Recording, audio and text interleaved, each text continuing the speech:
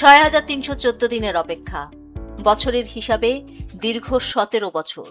এই ১৭ বছর প্রতিটা প্রহরকে গুনছিলেন তিনি দেশে ফেরার জন্য, দেশের মাটি স্পর্শ করার জন্য। সেই অপেক্ষার প্রহর ফুরল আজ। বিএনপির ভারপ্রাপ্ত চেয়ারম্যান তারেক রহমান অবশেষে ঢাকায় ফিরেছেন। আর তাই তো দেশে ফিরেই খালি পায়ে ছুঁয়েছেন মাতৃভূমিকে। বৃহস্পতিবার সকাল ১১টা ৪০ তারেক রহমানকে বহনকারী বিমানটি শাহজালাল আন্তর্জাতিক বিমানবন্দরে অবতরণ করে। বিমানবন্দর থেকে প্রয়োজনীয় কাজ সেরে তারেক রহমান বাইরে আসেন। রাস্তার পাশে সারি সারি গাঁদা ফুলে সজ্জিত ছোট্ট বাগান দেখে মন হয়তো আঁকুপাকু করছিল। পাদুকা খুলে পা রাখেন মাটিতে। কিছুক্ষণ খালি পায়ে হাঁটেন শিশির ভেজা ঘাসে। হাতে তুলে নেন এক মুঠো মাটি। তার চোখে মুখে তখন দেখা যাচ্ছিল আনন্দের ঝর্ণাধারা, যা উপস্থিত নেতাকর্মীদের মধ্যে আবেগঘন পরিবেশ সৃষ্টি করে।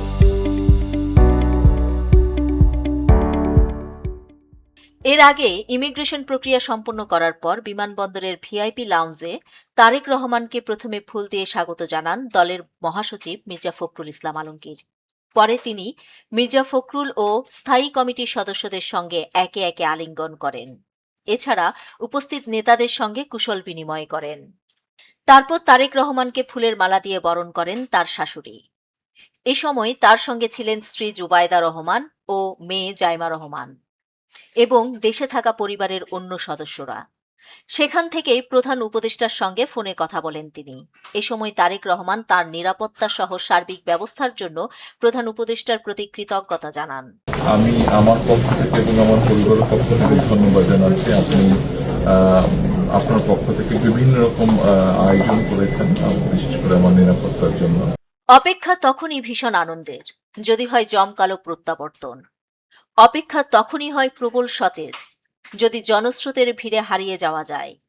১৭ বছর পর দেশে ফেরা বিএনপির ভারপ্রাপ্ত চেয়ারম্যানের জন্য অপেক্ষা করছিল এমনই আয়োজন। নেতাকে এক নজর দেখার অপেক্ষায় ততক্ষণে বিমানবন্দর থেকে শুরু করে সংবর্ধনা স্থল ৩০০ ফিট পর্যন্ত উপস্থিত নেতাকর্মীরা। বিমানবন্দরের ভিআইপি লাউঞ্জের আনুষ্ঠানিকতা শেষ করতেই ভিআইপি টার্মিনালের সামনে তখন প্রস্তুত সবার আগে বাংলাদেশ স্লোগান সম্বলিত লাল রঙের একটি বাস। দুপুর 12:30টায় বিমানবন্দর ত্যাগ করে এই বাসে করেই রাস্তার দুপাশে অপেক্ষায় থাকা হাজার হাজার নেতাকর্মীদের বাঁধ ভাঙা উচ্ছ্বাসের মধ্য দিয়ে সংবর্ধনা স্থল ৩০০ ফিটের দিকে এগিয়ে যান তারেক রহমান। ছিল আইনশৃঙ্খলা বাহিনীর কড়া নিরাপত্তা। পুরো রাস্তায় তিনি বাসটির সামনে থেকে নেতাকর্মীদের উদ্দেশ্যে হাত নেড়ে শুভেচ্ছা জানান।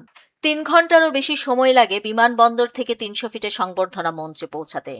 অবশেষে তিনি উঠলেন মঞ্চে। নেতাকর্মীদের অধীর আগ্রহ। ঠিক তখনই তিনি তার ঐতিহাসিক ভাষণ প্রদান করেন। বলেন, যেসব জাতীয় নেতারা এই মঞ্চে আছেন, যারা মঞ্চের বাইরে আছেন, আমরা সবাই মিলে এদেশকে নেতৃত্ব দিয়ে জনগণের প্রত্যাশিত বাংলাদেশ গড়ে তুলতে চাই। যে কোনো মূল্যে আমাদের এদেশের শান্তি শৃঙ্খলা রক্ষা করতে হবে। ভাষণে তিনি আরো বলেন, আমার একটি পরিকল্পনা আছে দেশের মানুষের উন্নয়নের জন্য, দেশের মানুষের ভাগ্য পরিবর্তনের জন্য।